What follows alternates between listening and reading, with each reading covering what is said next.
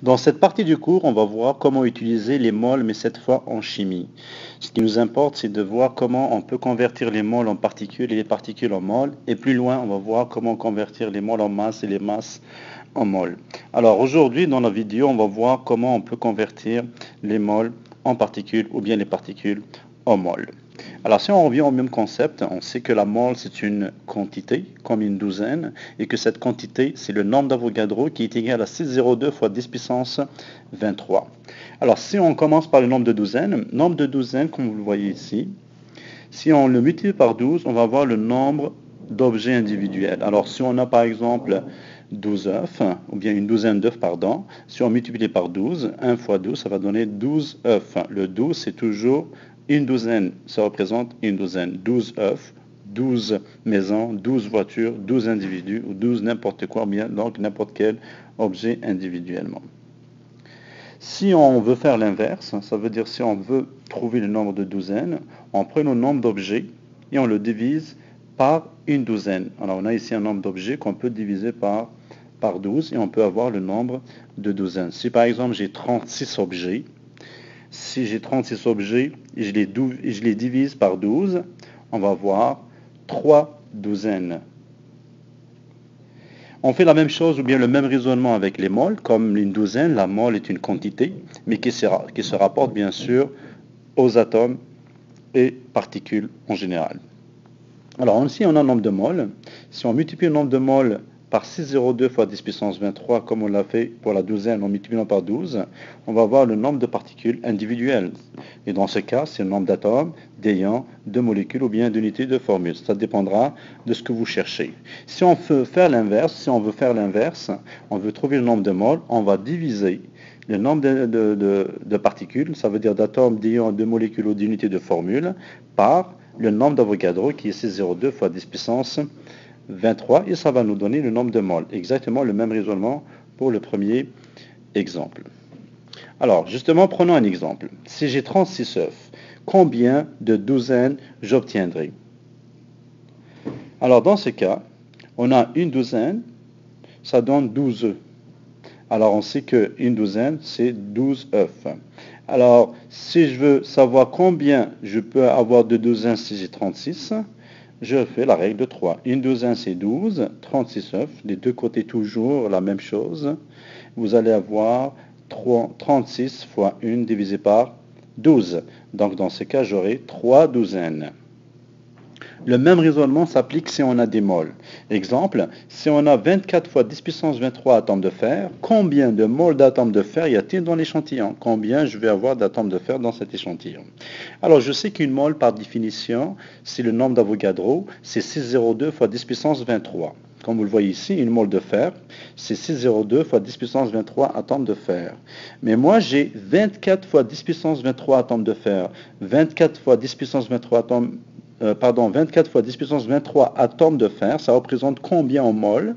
Donc, toujours les atomes ou la même chose des deux côtés, atome par exemple, atome ici, et vous allez voir mol de fer et mol de fer de ce côté. Alors, on cherche combien de moles de fer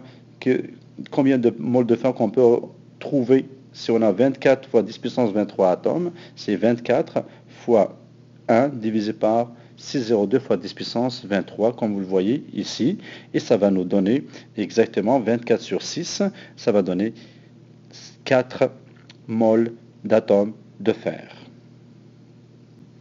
À partir du raisonnement précédent, ça veut dire en utilisant la règle 3, les chimistes sont arrivés à une formule simple qui permet de trouver le nombre de moles ou bien le nombre de particules. L'équation c'est n, petit n, est égal à nombre d'Avogadro sur le grand N.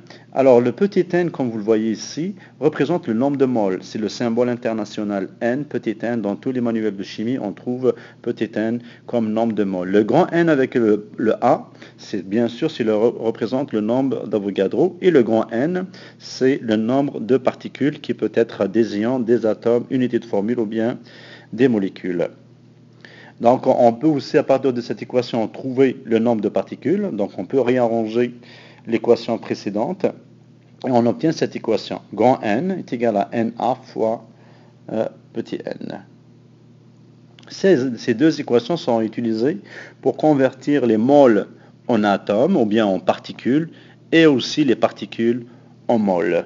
C'est très très utile en chimie pour qu'on puisse mesurer la masse ou bien le nombre de particules. Utilisons maintenant un exemple concret de conversion d'une quantité exprimée en mol en un nombre de particules. Donc on veut convertir les mols en particules. Alors, si on prend ce petit exemple, l'hydrazine, qui est le N2H4, les 2 et le 4 étant en indice, entre dans la fabrication des produits pharmaceutiques. C'est un produit qu'on utilise pour produire des médicaments, de carburant, de fusée et des coussins gonflables. Suppose qu'un échantillon contient 3,65 mol d'hydrazine, ou bien 3,65 mol d'hydrazine. Combien de molécules y a-t-il dans cet échantillon? Combien d'atomes y a-t-il dans cet échantillon? Alors pour cela, il faut toujours écrire les données. Toujours. On a des données ici. Quantité d'hydrazine, ou bien nombre de moles, c'est le petit n, c'est 3,65 moles. Le nombre d'Avogadro, même s'il n'apparaît pas dans l'exercice, mais vous le savez, c'est une constante, c'est un nombre, c'est une quantité qui représente toujours une mole, qui est égale à 6,02 fois 10 puissance 23. Les questions, il faut écrire aussi qu'est-ce qu'on cherche à partir de cet exercice. C'est le nombre de molécules en A. Combien de molécules y a-t-il dans cet échantillon? Donc le grand N, mais par rapport aux molécules. Et le grand N aussi, mais par rapport cette fois aux atomes. On veut chercher combien y a-t-il d'atomes dans cet échantillon. Dans ce cas, on peut utiliser deux méthodes. On va utiliser la règle 3. J'aimerais bien que ce soit la règle la plus utilisée. Ou bien on peut utiliser l'équation directement. Alors on peut être à l'aise avec la règle 3. La règle 3 est plus intéressante parce que ça y a un raisonnement derrière, il y a une logique. Donc on est obligé toujours de suivre une certaine logique pour trouver. Par contre, avec la méthode 2, généralement, on utilise directement l'équation et des fois on se mélange avec. Alors, la règle numéro 1, ou bien la méthode numéro 1 plutôt, on utilise la règle 3. Alors ici, on cherche le nombre de molécules de N2H4. On sait qu'une mole de N2H4 contient 6,02 fois 10 puissance 23 molécules de N2H4. Alors la mole de n'importe quoi, ça contient toujours 6,02 fois 10 puissance 23. Alors ici, on a une mole de N2H4 contient 6,02 fois 10 puissance 23 molécules de N2H4. Là, mais moi, j'ai pas une mole de N2H4, j'ai 3,65 moles de N2H4. Donc j'ai plus de moles. Certainement, j'aurai plus de molécules. Donc ça va faire, le résultat c'est 3,65 fois 6,02 fois 10 puissance 23 divisé par 1. Alors c'est 3,65 fois 6,02 fois 10 puissance 23 divisé par 1, ou bien directement 3,65 fois 6,02 fois 10 puissance 23, ça donnera 2,20 fois 10 puissance 24 molécules de N2H4. Comme je vous l'ai dit en classe, 3,65 fois 6,02, et on laisse la puissance ou bien l'exposant à part. Donc ça va vous donner 2,20 fois 10 puissance 24. Ici on a bougé la virgule, le résultat normalement c'est 22 fois 10 puissance 23. On a bougé la virgule de 1, donc c'est devenu 2,20 fois 10 puissance 24 molécules de N2H4. Cette méthode est plus appropriée et je vous conseille d'utiliser plus souvent. On peut utiliser directement aussi l'équation, si vous vous sentez plus à l'aise avec celle-là. Donc, on cherche quoi? On se pose la question, on cherche le nombre de molécules de N2H4. Donc, je mets un nombre de molécules de N2H4. Le grand N est égal au nombre de moles de la même chose, ça veut dire de la même molécule. Faites attention, ça doit être la même chose, N2H4, fois le nombre d'Avogadro, qui est toujours 6,02 fois 10 puissance 23.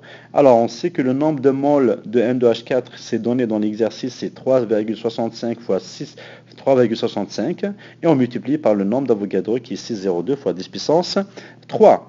Donc ici, on obtient 2,20 fois 10 puissance 24 molécules de N2H4. On a fait la même chose que tout à l'heure en déplaçant la virgule.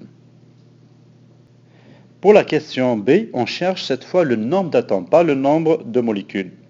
Dans ce cas, on ne peut pas utiliser la deuxième méthode ou bien la formule grand N est égal à petit n fois le nombre d'Avogadro parce qu'on n'a pas le petit n, ça veut dire qu'on n'a pas le n, le nombre de moles d'atomes, on a le nombre de moles de molécules. Donc on ne peut pas l'utiliser directement dans l'équation, puisqu'on cherche le nombre d'atomes. Il faut que ce soit la même chose. Ce que vous cherchez doit être exactement la même chose dans l'équation.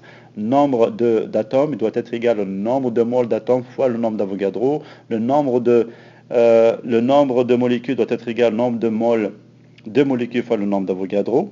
Alors l'équation ne peut pas être utilisée, mais on peut utiliser la règle 3, tout simplement. Alors ici on a une molécule de N2H4. On sait qu'une molécule de N2H4 est égale ou bien donne 6 atomes globalement. Ça veut dire qu'on a 2 plus 4, ça donne 6 atomes.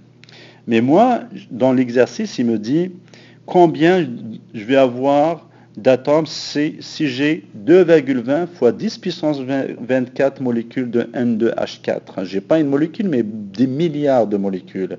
Certainement, je vais avoir des milliards d'atomes, puisque une molécule déjà donne 6 atomes. Alors, une molécule de N2H4 donne 6 atomes. 2,20 fois 10 puissance 24 molécules de N2H4 va donner combien d'atomes? Donc, c'est 2,20 fois 10 puissance 24 fois 6 divisé par 1. Ce qui vous donne un atome est égal 2,20 fois 10 puissance 24 fois 6 divisé par 1 qui donne 1,32 fois 10 puissance 25 atomes. C'est comme tout à l'heure. Normalement, ça donnerait 13,2 fois 10 puissance 24 atomes. Mais là, j'ai tout simplement déplacé la virgule et ça a donné 1,32 fois 10 puissance 25. Alors ici, on a utilisé le nombre de molécules qu'on a trouvé à la question A. Alors, il faut toujours, quand vous cherchez le nombre d'atomes, si vous n'avez pas le nombre de moles de l'atome, il faut toujours utiliser la règle de 3 et utiliser les molécules que vous allez obtenir dans la question précédente. Peut-être que aussi qu'ils ne vous donneront pas directement la question A. Ils auraient pu vous demander de trouver le nombre d'atomes directement sans poser la question A. Alors ça veut dire qu'il faut utiliser tout simplement, trouver d'abord le nombre de molécules qu'on a trouvé en A, ensuite trouver le nombre d'atomes. Parce que si on cherche le nombre d'atomes, on est obligé d'abord de trouver le nombre de molécules, automatiquement. Si on ne l'a pas, il faut le trouver.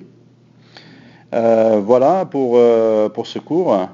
Alors, la règle de 3 est extrêmement importante. Les raisonnements qui vont derrière est important. Donc, il faut toujours vérifier les données, la question, et faire le lien entre la question et les données.